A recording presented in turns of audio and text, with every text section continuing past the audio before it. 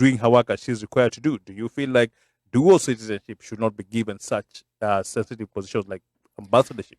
No, I think that would not hinder her. And I think, looking at previous discussions we've had, that on record, there's not, unless, someone can go out there and prove to us that somebody who has, the persons who have been turncoats are people who have either they've worked in intelligence.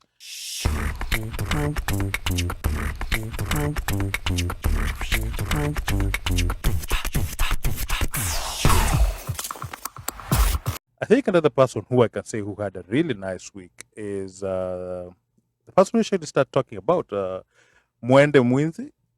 Yes. President Uhuru Kenyatta's nominee for the ambassadorship in China. South Korea. South Korea. We saw a High Court rule on Thursday that Mwende Mwinzi, the ambassadorial nominee for Seoul, South Korea, will not be forced to renounce her U.S. citizenship as it was acquired by birth. Remember, in June, the House approved the report of the Defense and Foreign Relations Committee approving the appointment of all nominees, but with the caveat that Ms. Mwinzi renounces her U.S. citizenship in line with the Constitution. But Justice James Makau explained on Thursday that Ms. Mwinzi falls within the exception and is protected by the Constitution and is a public officer appointed by the president, not a state officer. So he said a U.S. citizenship cannot be rescinded cannot be used to the basis of denying her a job. And remember, we had so many petitions flying around asking people to sign, and we've also had a mixed reaction on other people who felt that it was not right for her to hold such a public office in Kenya due to dual citizenship.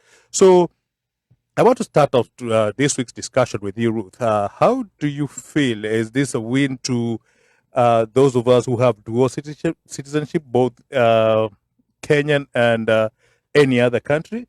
Do you feel that this ruling makes it easier? Remember, we have a governor. Is it a governor or assistant governor in Kenya who is also a dual citizen, and people have been trying to get him out of office because he holds both citizenship. So does this make it easier for those who jobs and other state appointments? So actually, not just the governor, but I know there are senators, MPs who have dual citizenship. Yep. I think it's a win for people who have dual citizenship because there's a reason why you got the other citizenship, right?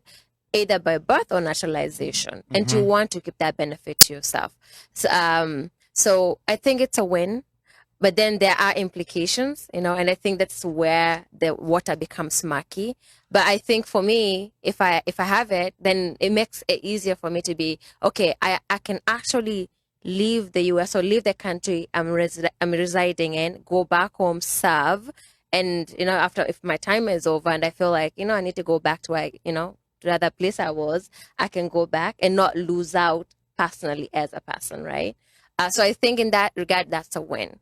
But I think there are implications behind that. So we can get into that. I think we'll wait to see what the implications are, but it's a win. It's a win. It's a win. So I don't know whether I just go with this. So for the longest time, my stand has always, because I've been in there's this email chain. I'm in Kenyans in diaspora, and a lot of people have been really against her serving with dual citizenship. And my stand has always been, we have competent lawyers in Kenya. They have done their work. If this is not possible, she will not even have been nominated, right? So that was my stand until I listened to Dr. Arikana say that she had to renounce her citizenship, the U.S. citizenship, to represent the AU. What saved her is, according to the Vienna Convention, the AU is not a country. So the State Department said we cannot take back your citizenship because the AU is not a country. So you can come represent them here, right?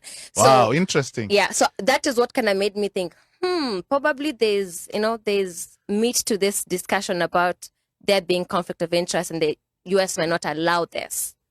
But you see, okay, let's look at it this way.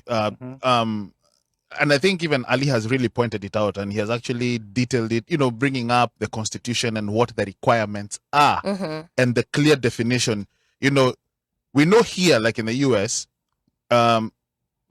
you can be a governor, you can be whatever you are, but there are certain positions, key positions, and you have to be a born citizen. You cannot be naturalized. Like the president. Like president, right? Yeah. Let's start there. But that doesn't apply to her position. Yeah, that's what I'm saying. Yeah. And there's certain position, like and even in Congress, I am sure we know people. There are people who hold dual citizenship, right? Yeah. So they hold dual citizenship, in the US. in the US, yes. in the US Senate, Exactly. Congress. Yeah. So this idea of We can being have it. That you have because to what is relinquish that. what is different between somebody who's working in the Senate and the Congress, being a foreign government or being a spy or whatever, versus somebody who's an ambassador? They're in the same boat. Okay. You're And still exposed to government information. yeah, all right, and let me switch it on a little bit. So we also have people who have had concern with the fact that she's a dual citizenship. And remember, she was born here to Kenyan parents. Right. But so the fact that she was born here to Kenyan parents, there are people who feel that her loyalty might not be to Kenya. But why would they even question that?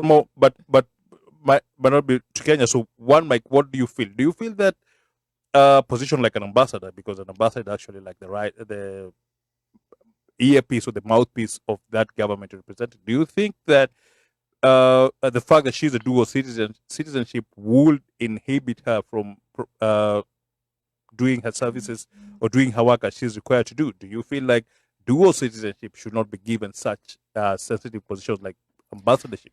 No, I think that would not hinder her. And I think, looking at previous discussions we've had, that on record, there's not, unless someone can go out there and prove to us that somebody who has, the persons who have been turncoats are people who have either they've worked in intelligence or whatever, but you've never heard of anybody in a position of power, or let's say an ambassador or a representative, whatever it is. And they're not even that many. Turn and become Like the Eric Snowdens, you mean? Yeah, we haven't seen that, somebody like that in such a position, be a turncoat or whatever. And in addition to that, I am sure there are strict laws that there are provisions that if you were in such a position and you decide to turn or divulge secrets, it's treasonous. It is. I think, okay, so there's one thing. She will be representing Kenya in South Korea. Right. And defending Kenya's interests. Right. Now, this is just special to Mwende. Mwende has also has lived in Kenya, went to school in Kenya. So this whole idea that she's completely foreign is ridiculous. It is ridiculous. Why would she not defend the country she grew up in? Exactly. But she's right? also hot. Oh, sorry. Go ahead. Well, she is hot, but that's an added bonus. But here's my question. Since you said she's hot, is it possible because she's a woman, that's why we're having this conversation? If it was a man, would the conversation be the same?